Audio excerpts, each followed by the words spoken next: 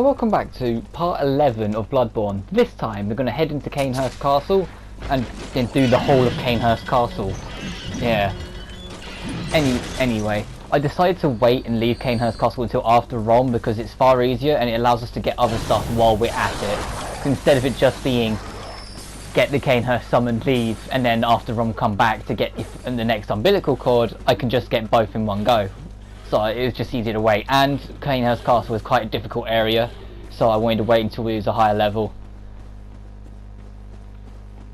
And I don't have much to say because we've already been through this area. I'll have more to say when we actually get to Castle Cainhurst, but right for now, we've been here. It's literally, the house we've got the tonsil building is behind it. And then there's a little cave. And there is some loot down here, but none of it's worth the risk, because a lot of it you have to go into the poison lake and run around for ages trying to get, so it's just not worth it.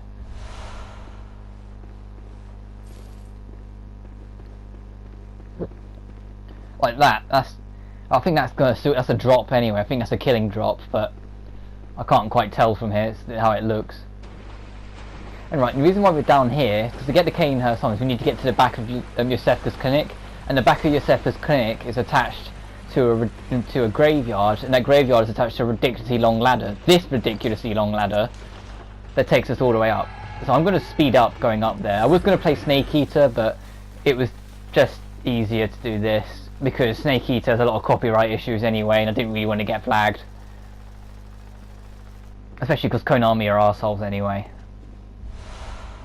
And yet this area, it gives us a Cold Blood Do 1, which I've no idea why we'd need a Cold Blood Do 1 at this point, how little it gives. But at this point it was at the back, like the back bit. When we lit the first lantern and went through, there was a gate in front of us we opened and a gate locked behind us. That was the gate I just opened, the gate that was locked behind us. It took this long. Anyway, if you go up here and go up yet another ladder, you'll be in the back of Yosefka's clinic. And since it's after Rom, the fake Yosefka's already been in here and turned everyone that's here into Celestials. Because the more people you invite, because if you go back to Yosefka's clinic in the front door, she will offer you the ability to invite people there instead of the Erdene Chapel. The people you invite here will become Celestial Emissary people, including the real Yosefka herself. Which is unfortunate, but it's just how it is. So if we go through here to get our Cainhurst summon, you'll notice a Celestial Emissary. That's Yosefka. And the biggest giveaway is that it has Yosefka's blood vial. And this door takes us right back to the very start. This room is the room we started in. And in the seat we got out with to start the game is our Cainhurst summons.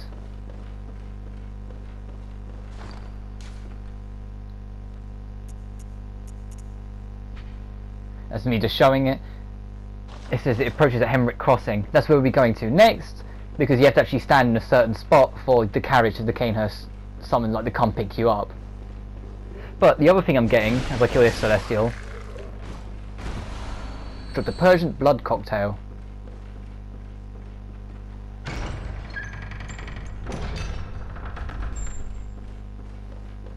So up here, before Rom, the real Yosefka will come fight you for this, but afterwards, if you come up here, this fake Yosefka will be on the table. It's great, I knew it. Oh, God, it feels awful. Yeah, she's gonna make some really creepy stuff. Kill her, you get the next umbilical cord. So now we're 2/3 of the way done of getting the true final boss. And if you're following along, you have nothing to worry about. You're not going to miss the final boss opportunity now, because the next umbilical cord is dropped by a required boss fight. So you've got the two main ones, so consider yourself like done in terms of trying to get the extra fight at the end of the game. At this point I'm just running to the closest lantern over here, because it's just easier than putting all the effort to Bold Hunter mark. I like to keep hold of the Bold Hunter marks I've got. I think I'm going to meet... Yeah, I've gone to the Witches of Hemrick spawn in Hemrick Chernal Lane, because it's the closest spawn I could think of. And then from here I'm just going to sprint past everything and hopefully not get hit. Like that. past the executioner that's going to work his way up in a second, that executioner. And there's a pillar, like a glowing pillar near the bottom. But it's not glowing, it's just very obvious. This pillar here. And when you stand near it, the Cainhurst carriage, I'm assuming it's called, will come collect you.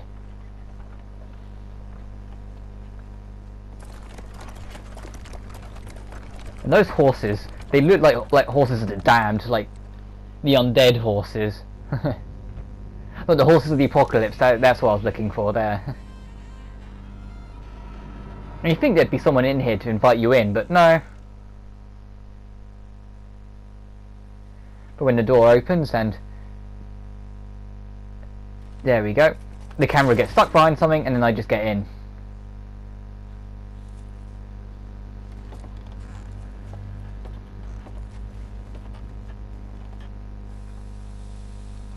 Oh, that's not a suspicious camera angle at all.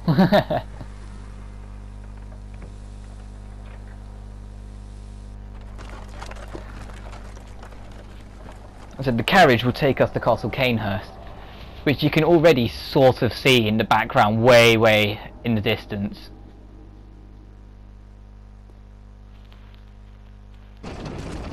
Yeah, I did that load screen, so there's no point. And now we're... because this will stop when we reach the Castle Cainhurst. This place is massive, but it's my favourite area in the game. I don't know, it's just the whole castle theme just kind of gets on with me. The boss at the end's not very nice though. He's kind of a tough boss, but I'll get him done as my feet phase through my clothing. But this place is just hits the right notes for me. I like the snow theme anyway. I like the castle themes. It's unique. It's got a lot of weapons here if you're hunting them, and it's in general just a cool place to be. And I'm aware of that pun as I said cool place to be. It wasn't intentional, I swear. But the only lantern in this area is here, so make the most of it. And all around are enemies that I think they're called blood lickers, or like something along those lines, or like blood beast things. But they only ever appear when there's a great heap of bloodshed.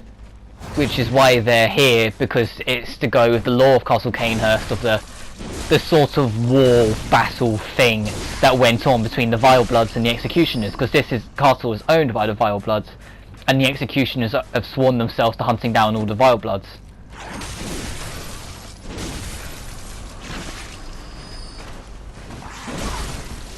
And to be fair, the Executioners made a pretty good job out of it, because yeah, the only Executioner we can find in the game is Alfred, but there's only 2 Vile Bloods in the castle. All the rest are ghosts that you'll see as we enter the building. Because the only 2 that are still around is Martyr, Logarius and the Queen. But the Queen's immortal, so it makes sense why she's not dead. She was just in hiding. And Martyr Logarius is defending it. But in here you'll have nothing. All these enemies are ghost-like enemies that used to be living Vile Bloods. And then you've got these little slave workers that are still here that I'm having trouble hitting there, but all of them can be little bastards, so be careful. Never died to one, but I've got close several times with them. That crying you can hear are those Vile Blood ghosts. Here they are. And so they unfortunately died in all this.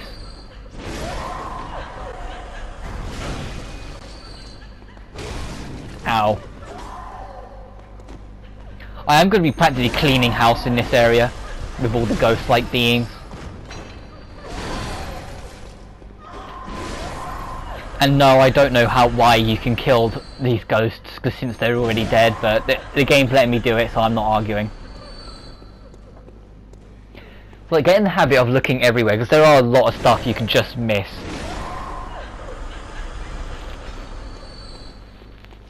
First of all, if you're weapon hunting, there's a sword in this very room that, well, it's not a sword, a trick weapon, so you've got to use the official term, in this chest here. The Reiter Palash, which is a great little weapon if you want a sword that can be a gun as well, but you're not a big fan of the rifle spear. It's a bit more of a fancy, more elegant rifle spear. You can also get the Shikage from this area if you want a blood weapon, but that you got to get through the Vile Bloods, the Vile Blood Queen when you meet her right at the very end. You'll see what I mean when we get there. She's dead.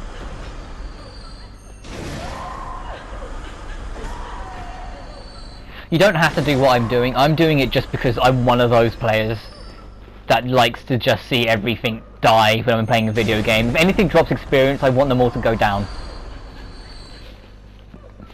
And there's a bloodstone chunk, so we can start eventually leveling up our blade to +7, +8, and then much later on +9.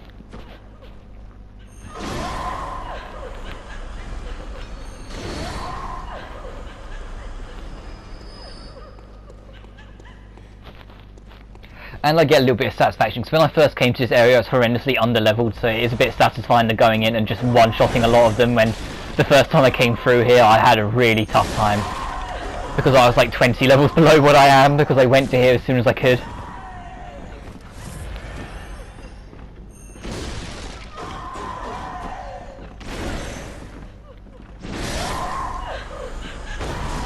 Ow, ow.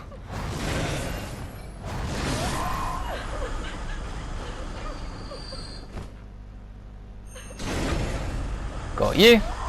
In here, it's not something good for defense really, it's the noble dress. So you can look fancy if you want. Kill you.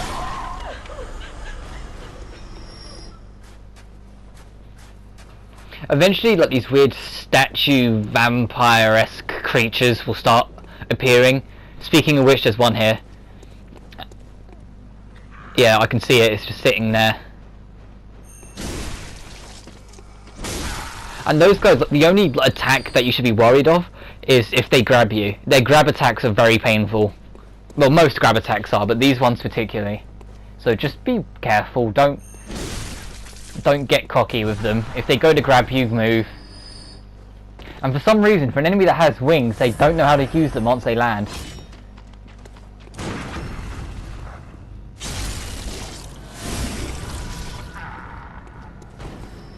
There goes that one.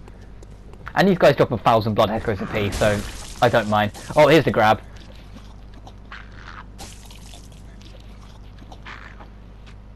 If you mash all the shoulder buttons, you can get them off the grab much quicker, which is why that didn't do as much as it should have.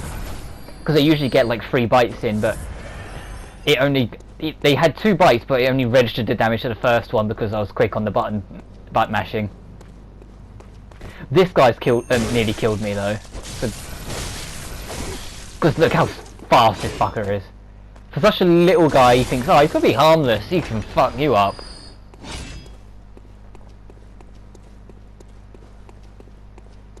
There's so many like, you wouldn't build your castle with statues in these placements at all, would you? Like, why?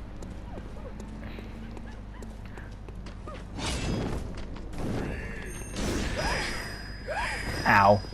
You know, for something that's a little screech, that hurts a lot. I'm trying to catch both of them with one swing like that. Ow. As I just get pummeled. Oh, and here's your executioner's garb. If you choose to chase the role of an executioner, then there you go. Oh, there's loot here. This, I believe, is the Vile Blood register. Yeah, it is. If you choose to go full on Vile Blood and chase the oath and start giving in blood dregs to the Vile Blood Queen, that's what counts how many you've given. I'm only aware of awards that you get for giving in the first 3. After that, I'm not sure what other rewards you can get from it. Like with the League Oath, I know it caps out at 4, where you get the Iron Helmet. Very well. I'm just going back here to level up because I know our next meeting point is, well, our next meeting point is going to be after the boss. And I've said before, this boss is hard. And yeah, if you haven't guessed already by my stumbling and repeating myself quite often already, I am very tired. I've really struggled to get some good night's sleep the past few nights, so I'm determined to try and get through this. So hopefully if I get too much worse with my stumbling and my lack of sleep, I will just stop recording for a little while and let myself recuperate. It's part of the reason why I haven't been getting the live streams, despite saying many times I will get back to the live streams. It's just I'm fucking exhausted all the time. Like, excuse the language, it's just how I am. I'm out. I'm burnt out. I need a rest.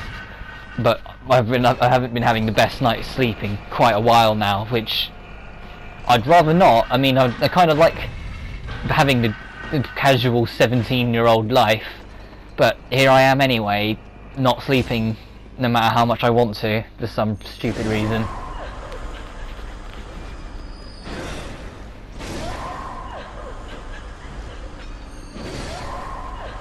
Yeah, I think I eventually give in and choose not to kill all of these, so I hope I do, because otherwise we're going to be here a while. What's in here? Oh, the Evelyn. The Evelyn is a very effective gun. Like, its fire rate I think is slower than the default pistol that I'm using, but the damage output on it is quite good. Oh, they all rounded themselves up. So I'm just going to do that. Oh, that was much more convenient. I thought I was going to end up chasing everyone. So I wouldn't put it past my old self to do that. Oh, thanks, motorbike. Hopefully that wasn't too loud.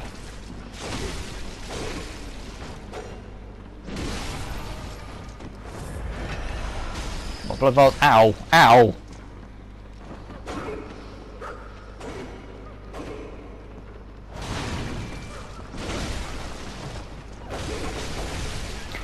I nearly die here because I get stuck. If you ever get trapped and there's an enemy, it's too often than not a guaranteed death. So I for like about half a second there, I was like, okay, I'm dead. More bloodstone chunks, that's always nice.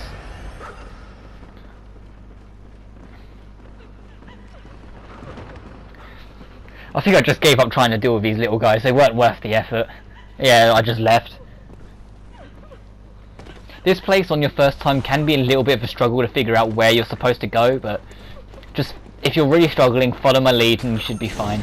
But it's not too bad. You just got to keep an open eye and just keep an open mind with things, as well as an open eye. So if you see a window and it's like a slight hole in the window, don't go what other games do where there's usually like an invisible wall. Just go for it. Or here, after this enemy's dead. In most other games... Oh no, I'm going to go in here first. I'll shut up for a sec then. I'm going in here for a spell. The Executioner's Glove spell is in here, so I think I'm just going to quickly go and nab it. Because I don't think I want to deal with all these enemies. There's a lot of them. Executioner's Gloves. Oh, I am going to deal with them. Of course I'm going to deal with them. Why wouldn't I? As I get grabbed by the scream.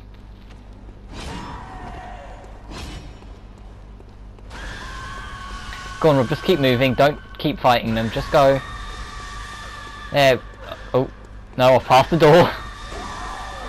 Right, as I was saying, look, this bit here, you'd think it's an invisible wall. It's not. Just go straight off, you know, that, and you'll be fine. Don't nearly run off the edge like I just did there. Christ.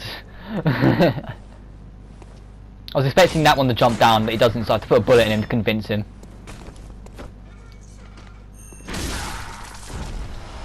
Oh, Cold Blood 10.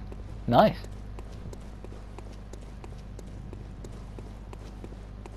If you're squeezing through this window, there'll be a lever you can pull that will make a ladder appear in the room we've previously been in. Not the room of the spell, the room before that where we got the Vile Blood Register. You'll be able to find this in the corner, because there's the stairs you took up to get to the window in the first place. And it's also quite beneficial we killed all the enemies, because they'd all be on us trying to take us off the ladder at this point. Which they can do and have done. Oh, there's another treasure chest. What's this one? Oh, warm blood gem. There is a blood spider in the back of this room, like if you follow it all the way around, that almost always drops the bloodstone chunk, but I don't bother going for it because I just wanted to get a move on at this point. I'm aware of how big this part was gonna be. It's like it's gonna be borderline 30 minutes. Also, these ones are ever so slightly stronger, hence the red eyes. Once you kill it and get your Knight's Wig, 2 more will come down. But I don't bother fighting them. I just get a move on. And this is the next bit where it's almost going the path you don't expect to go normally. Because it just doesn't cross your mind to go through this way. But here's how it is. When you reach the end of this ladder climb, yeah, we've had more than enough ladders in this part, Christ. We'll have our stretch to the boss. But if you're like slightly unprepared or are slightly low on blood vials and bullets, don't go for this boss. Leave and come back. The Bold Hunter's mark there is there for a reason. Just use it. Because this boss can kick your ass. It's not the hardest boss in the game, not by a long stretch, but he has his moments. And you can fall off this arena. And I know my friend's done it, Reese. Yeah, I'm name calling you, son of a bitch. But I've fallen off as well, so it can happen to, it can happen to anyone. It can happen to us too. We're both quite competent players at games. It can happen to anyone.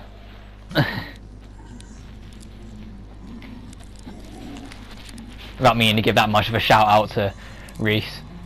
I want to get him, like, assuming he watches this, because he watches most of my fucking videos. I still want to get him on, like, as a guest commentator in one of the videos, because some of you may remember, we tried that with Devil May Cry Mission 19 and it didn't work at all, so we abandoned it. And like the fight that we recorded the other day, that was just fun that we had between us, but I like want to be able to do proper things and invite him along. But anyway, enough about what I want to do with the channel and stuff. I should probably save that for like an update video at some point or another. This boss can go to hell. He is susceptible to parries and backstabs, but it's not going to make much of a damn difference because he doesn't use physical attacks that much in the first half. The magic attacks fucking hurt, so learn to read it. If you get close, he'll almost always do an explosion right in front of him. Mid-range, he'll almost always do that. And if you get too much distance from him, he'll make a giant ball that will follow you like that. The first phase is almost completely dependent on your distance from him, depends on what he does. If you keep on the attack, he will try and respond by swinging that scythe physically at you, which is what I'm trying to goat him into doing, which he's not, unfortunately. That's the close-up explosion. There we go. And I managed to get the parry, but I don't think I'm close enough to capitalize, unfortunately. There's a close-up. Yeah, if you keep up the aggression, he will sometimes panic away and do that. Am I close? No, I'm not close enough. Still, god damn.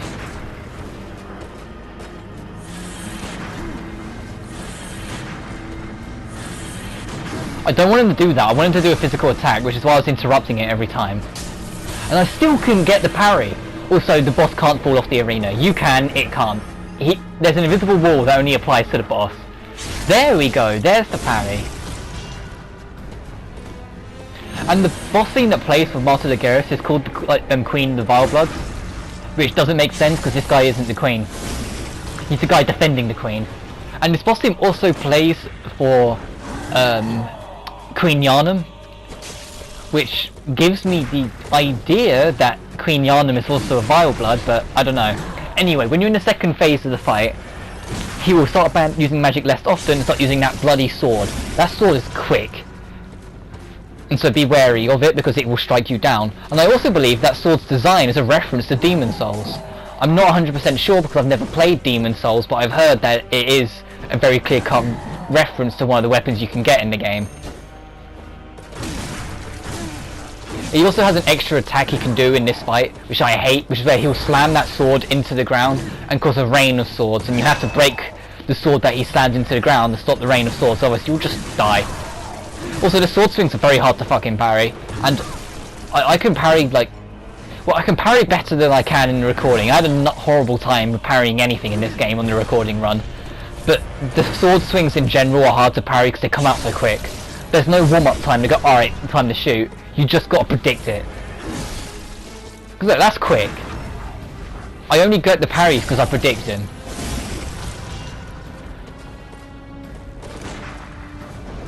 At this point, I'm aware that he's close to death, but the amount of times I've died to him when I'm close to death, I'm still remaining cautious.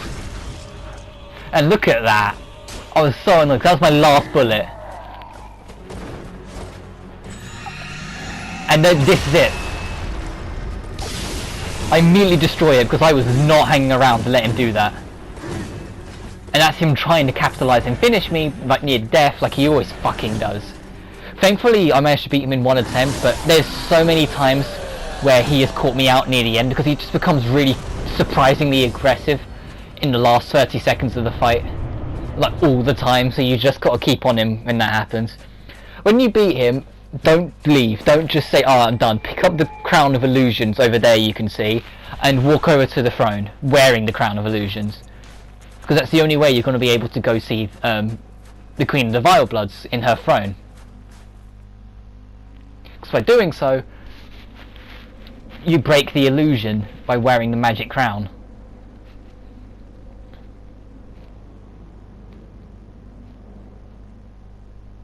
Eventually. This cutscene is surprisingly long for something so simple. When the game's already done this several times, so they've had very long cutscenes that cover very little.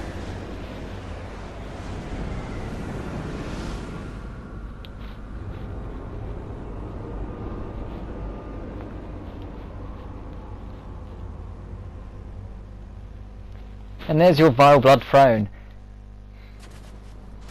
Hey.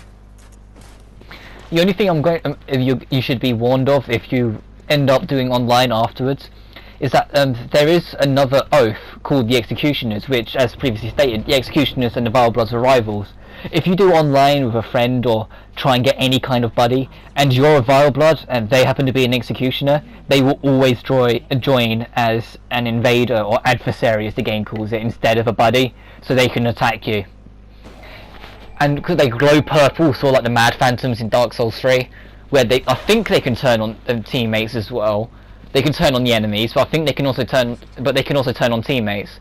And it's also like one of the easier ways to get like a more fair fight, because the balance for joining as an adversary is much stricter than the balance for joining as a friend. So if you join as a friend but get forced to an adversary through that, you'll still have the friend stats, so you'll be stronger. So it'll become more of a fair fight. Also, I swear to the Vile Blood oath just so I can get the oath. Because the oath's bonus is when you're low on health, your health regenerates slightly. And when she makes you a Vile Blood, she'll give you the actual oath, and she'll give you the Cainhurst badge so you can go get the Chicago. And you can also get the respect gesture. I don't think I have any blood dregs, so I'll just go. But yeah, that's the whole of Cainhurst Castle. I'm done, I can leave, I can go.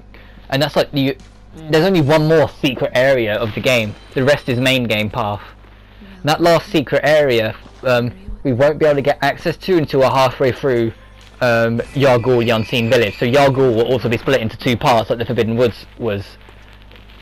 But now it's just doing the cleanup, upgrades, repairing weapons, upgrading the Holy Blade, because I got some blood chunks.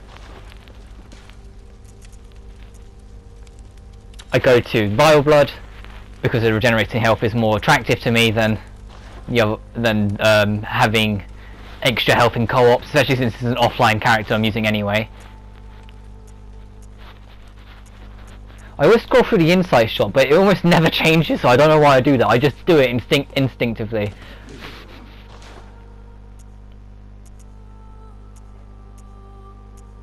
I still never bought the Chief Hunter emblem, Christ! Anyway, I should wrap this up. You can also buy the Cainhurst armor as well as the Chicago. I need to wrap this up. Next time, we're going to go to Yargul, the Unseen Village, and start working properly in the third and final phase of the game. But until then, you guys take care now.